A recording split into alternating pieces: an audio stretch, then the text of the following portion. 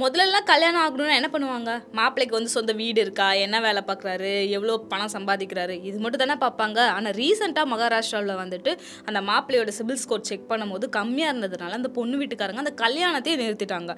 அந்த அளவுக்கு இந்த சிபில் ஸ்கோர் வந்து நம்ம எல்லாரோட வாழ்க்கையோடையும் விளையாடுது. இந்த சிபில் ஸ்கோரில் ஆர்பிஐ வந்துட்டு 15 டேஸ்ன்னு புதுசாக ஒரு ரூல் கொண்டு வந்திருக்காங்க. இந்த ரூல் வந்துட்டு நீங்கள் ஆல்ரெடி லோன் வாங்கியிருந்தாலும் சரி, இல்லை இனிமே தான் வாங்க போகிறீங்க அப்படின்னு இருந்தாலும் சரி, நம்ம எல்லாருக்குமே ஒரு யூஸ்ஃபுல்லான அப்டேட் தான் இது. அதே மாதிரி நம்ம பேரில் நமக்கே தெரியாமல் யாராவது லோன் எடுத்திருந்தாலும் அந்த லோன்னால் நம்ம சிபில் ஸ்கோர் குறையாமல் பார்த்துக்கணும்.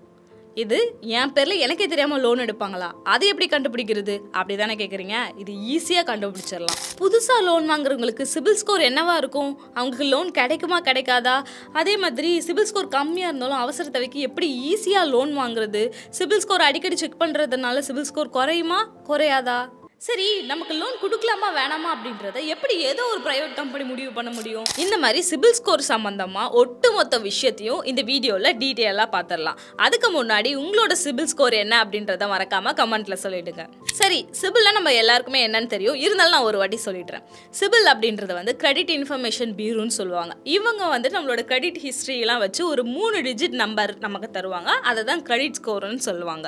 இது யார் நமக்கு தராங்கன்னா டிரான்ஸ் யூனியன் அப்படின்ற ஒரு பிரைவேட் கம்பெனி தான் தராங்க. இந்த கம்பெனியோட பேரண்ட் கம்பெனி எங்க இருக்கு அப்படின்னா அமெரிக்கால இருக்கு. இந்த CIBIL company credit information company regulation act 2005 இந்த ஆக்ட் படி தான் ஆர்பிஐ கிட்ட இருந்து லைசன்ஸ் வாங்கி நம்மளோட சிபில் ஸ்கோர் ரிப்போர்ட்லாம் தந்துட்டு இருக்காங்க. இது அவங்க எப்படி பண்றாங்க அப்படின்னா பேங்க் கிட்ட இருந்து இல்ல ஃபினான்ஸ் கம்பெனி கிட்ட இருந்து மாசம் ஆனா நம்மளோட கிரெடிட் ஹிஸ்டரி இருக்கு இல்லையா, அந்த ரிப்போர்ட்ஸ்லாம் வாங்கி அதை அவங்க கால்குலேட் பண்ணி அதுக்கப்புறம் அவங்களோட சிபில் வெப்சைட்ல வந்துட்டு அப்லோட் பண்ணுவாங்க. இந்த சிபில் ஸ்கோரோட கிரைட்டீரியா என்னன்னு பார்த்துடலாம். 300லேருந்து 550 இருக்கு அப்படின்னா புவர், அதுவே 550லேருந்து 650 இருக்குன்னா ஃபேர், அப்புறம் வந்துட்டு 650லேருந்து 700 இருக்கு அப்படின்னா குட், 750லேருந்து 900 இருக்குன்னா எக்ஸலண்ட். ஆனால் இப்போ கரண்ட் சிச்சுவேஷன் எப்படி இருக்குன்னா இந்த எக்ஸலண்ட் கேட்டகரியில் இருக்காங்க பார்த்தீங்களா, அவங்களுக்கு மட்டும்தான் லோன்ஸ் எல்லாமே தராங்க.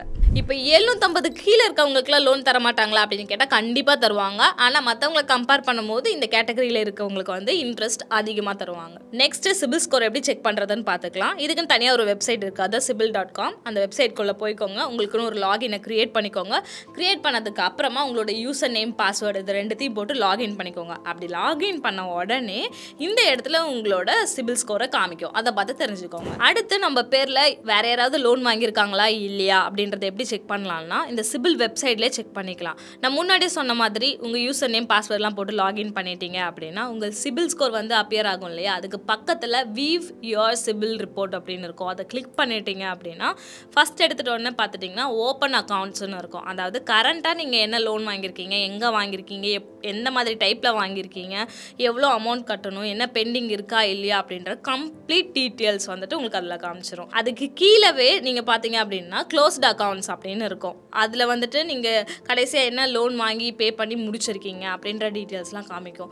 உங்கள் பேரில் வேறு யாராவது லோன் வாங்கியிருக்காங்களா இல்லையா அப்படின்றத இந்த ஓப்பன் அக்கௌண்ட்ஸில் போய் பார்த்துட்டிங்க அப்படின்னா உங்களுக்கு தெரியும். நீங்கள் வாங்கியிருந்தீங்கன்னா உங்களுக்கு தெரியும்ல, இதுக்காக தான் நம்ம லோன் வாங்கியிருக்கோம் அப்படின்னு தெரியும்.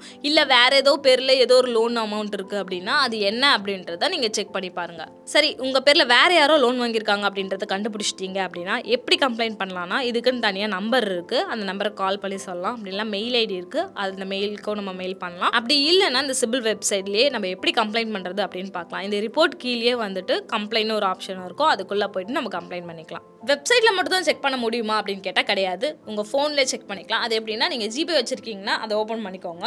ஓப்பன் பண்ணிட்டு கீழே வந்து ஸ்க்ரோல் டவுன் பண்ணுங்கள். பண்ணினீங்கன்னா check your CIBIL score for free அப்படின்னு இருக்கும். அதை கிளிக் பண்ணுங்கள். கிளிக் பண்ணிங்க அப்படின்னா உங்களோட ரிசல்ட் என்ன அப்படின்றத காமிக்கும். இது ஆல்ரெடி நீங்கள் செக் பண்ணியிருந்தீங்கன்னா ஒரு வாட்டி கிளிக் பண்ண உடனே வந்துடும். இல்லை மொதல் டைம் இப்போ தான் நீங்கள் செக் பண்ண போகிறீங்க அப்படின்னா 2 செக் பாக்ஸ் காமிக்கும். அதை டிக் பண்ணி விட்டிங்கன்னா see your சிபில் ஸ்கோர் அப்படின்னு இருக்கும். அதை கிளிக் பண்ணதுக்கப்புறமா சிபில் ஸ்கோர் மட்டும் கிடையாது, நீங்கள் எங்கே லோன் வாங்கியிருக்கீங்க, எவ்வளோ அமௌண்ட் வாங்கியிருக்கீங்க, அதை கரெக்டான டைமில் பே பண்ணியிருக்கீங்களா இல்லையா, இல்லை இன்னும் எவ்வளோ பெண்டிங்ஸ் இருக்குது, இந்த லோனை எப்போ வாங்கினீங்க அப்படின்னு எல்லாமே இதில் டீட்டெயிலாக இருக்கும். நெக்ஸ்ட்டு நீங்கள் இது வரைக்கும் லோனே வாங்கினதில்லை அப்படின்னா உங்களோட சிபில் ஸ்கோர் என்னவா இருக்கும்னா -1. ஏன் -1 அப்படின்னு சொல்கிறாங்கன்னா முன்னாடி நீங்கள் எந்த லோனும் வாங்கி கட்டியிருக்க மாட்டீங்க, அதனால் உங்களோட கிரெடிட் ஹிஸ்ட்ரியில் ஒன்றுமே இருக்காது, அதனால் உங்களுக்கு -1ன்னு கொடுக்குறாங்க. சரி, நீங்கள் -1ல் இருந்தாலும் எப்படி லோன் வாங்கலாம் அப்படின்னு பார்த்துட்டிங்கன்னா உங்களோட இன்கம் ப்ரூஃப் இருக்கு இல்லையா, அதோட டீட்டெயில்ஸ்லாம் கேட்பாங்க. கேட்பாங்க. அப்படி இல்லை உங்ககிட்ட ஏதாவது அசட் இருக்குது, அதாவது சொத்து இருக்குது, ஏதாவது வீடு வச்சுருக்கீங்க, லேண்ட் வச்சுருக்கீங்கன்னா அதை யூஸ் பண்ணி நீங்கள் வாங்கிக்கலாம். அப்படி இல்லைன்னா செக்யூர்ட் லோன் டைப்பு அப்படின்னு ஒன்று இருக்குது. அது என்ன செக்யூர்ட் லோன் அப்படின்னா, இந்த மாதிரி நீங்கள் ஹோம் லோனு, கார் லோன்லாம் வாங்கினீங்கன்னா அதெல்லாம் ஒரு அசட் மாதிரி தானே கன்சிடர் பண்ணிப்பாங்க. இன்கேஸ் உங்களால் அந்த லோன் பே பண்ண முடியலனாலும் அந்த பேங்க்காரங்க வந்துட்டு அந்த ஹோமையோ இல்லை காரையோ அவங்க எடுத்துப்பாங்க. அதை தான் வந்து செக்யூர்ட் லோன் சொல்லுவாங்க. இந்த மாதிரி லோன்ஸ் வந்து உங்களுக்கு ஈஸியாக கிடச்சிரும், -1 இருந்தாலும் கூட. வேறு என்னென்ன ஆப்ஷன்ஸ்லாம் இருக்குது அப்படின்னு பார்த்தீங்கன்னா, ப்ரைவேட்டாக நிறைய லெண்டர்ஸ் இருக்காங்க. அவங்க கிட்ட கூட நம்ம போய் கடன் கேட்கலாம். இந்த பேங்க் கிட்ட போகாமல் அந்த மாதிரி கம்பெனிஸ் கிட்ட போகலாம். அப்படி இல்லை அப்படின்னா கேரண்டி சிக்னேச்சர் ஏதாவது போடுவாங்க. அதாவது இவனோட லோனுக்கு வந்து நான் பொறுப்பு, இவன் கட்டலனாலும் நான் கட்டுவேன் அப்படின்னு கேரண்டி சிக்னேச்சர் ஏதாவது போட வைக்கலாம். அப்படி இல்லைன்னா கோ அப்ளிகண்ட் அப்படின்னு சொல்கிறாங்க. அது என்ன அப்படின்னா, இப்போ உங்கள் பிரதர் இருக்காங்க இல்லை சிஸ்டர் இருக்காங்க, அவங்களோட சிபில் ஸ்கோர் வந்து நல்லா இருக்குன்னா அவங்கள கூட்டிகிட்டு வந்து ஒரு ஃபார்ம் ஃபில் பண்ண சொல்லி சைன் பண்ணுவாங்க. என்னென்னா அவனோட லோனுக்கு வந்து நான் பொறுப்பு, அவன் கட்டலனாலும் நான் கட்டுவேன் அப்படின்ற மாதிரி இதை யூஸ் பண்ணிக்கலாம். ஃபைனலி இந்த மாதிரிலாம் என்னால் எதுவுமே பண்ண முடியாது, என் பேரில் தான் எனக்கு லோன் வேணும், யாரோட டிபெண்டன்சியும் எனக்கு தேவையில்லை அப்படின்னு நீங்கள் நினச்சிங்கன்னா உங்கள் பேரில் ஏதாவது ஒரு அப்ளையன்ஸ் வாங்குங்க. அது டிவியாக இருக்கலாம், ஃப்ரிட்ஜாக இருக்கலாம், இல்லை ஒரு ஃபோனாக கூட இருக்கலாம். வாங்கிட்டு கரெக்டாக இஎம்ஐ கட்டுங்க. ஆனால் அதுக்கு முன்னாடி அந்த ஃபோனை வாங்கும்போது 1/3 அமௌண்ட் வந்துட்டு நீங்கள் பே பண்ணிவிட்டு இஎம்ஐ கட்டினீங்கன்னா அது இன்னுமே உங்கள் ஸ்கோரை வந்து ஹை பண்ணி காமிக்கும். நெக்ஸ்ட்டு ஆர்பிஐ என்ன புது ரூல் கொண்டு வந்திருக்காங்க அப்படின்னு பார்க்கலாம். இந்த கிரெடிட் இன்ஃபர்மேஷன் கம்பெனிஸ் இருக்கு இல்லையா, நம்ம முன்னாடி சொன்ன மாதிரி இந்த டிரான்ஸ் யூனிட் சிபிலாக இருக்கலாம், இன்னும் நிறைய கம்பெனிஸ் இருக்குது. அவங்க எல்லாருக்கிட்டையுமே என்ன சொல்லியிருக்காங்க அப்படின்னா, ஒவ்வொரு 15 நாளைக்கும் ஒரு வாட்டி இண்டிவிஜுவல்ஸோட கிரெடிட் ஸ்கோரை வந்துட்டு நீங்கள் அப்டேட் பண்ணணும் அப்படின்னு சொல்லியிருக்காங்க. முன்னாடி எவ்வளோ நாள் இருந்துச்சு அப்படின்னு பார்த்துட்டா 30லேருந்து 45 நாளைக்குள்ள தான் அப்டேட் பண்ணிட்டு இருந்தாங்க. இப்போ வந்துட்டு 15 நாளைக்கு ஒரு வாட்டி அப்டேட் பண்ணணும்னு சொல்லியிருக்காங்க.